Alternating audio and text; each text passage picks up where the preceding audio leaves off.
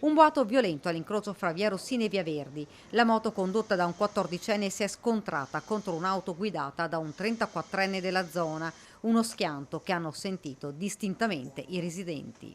Quando sono uscito c'era il ragazzo a terra, mi sono preoccupato del ragazzo perché era praticamente semi-incosciente, l'abbiamo tenuto su, aveva spaccato la gamba all'altezza del femore, poi è arrivata l'ambulanza e se la sono vista loro. Il ragazzo, che è stato portato in ospedale in gravissime condizioni, stava provando la moto di un amico. I carabinieri giunti sul posto stanno verificando se il 14enne ferito avesse conseguito o meno il patentino per condurre la due ruote. La dinamica del grave incidente è al vaglio degli uomini dell'Arma, ma sembra che sia stato proprio lui a non rispettare il dare precedenza.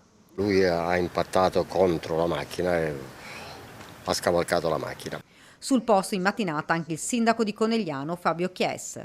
La cosa che in questo momento ci interessa di più è veramente stare vicino alla famiglia del ragazzo, speriamo che si riprenda, ci hanno detto che le condizioni sono stabili, sembrerebbe, ma con cautela in leggero miglioramento, incrociamo le dita perché sono fatti veramente che turbano tutta una comunità. Una strada questa che non è molto frequentata, anche se i residenti ci spiegano che a volte i mezzi, auto e moto, corrono a forte velocità. E uscendo di casa ieri ho visto tutti appunto i carabinieri e tutti i ragazzi fuori.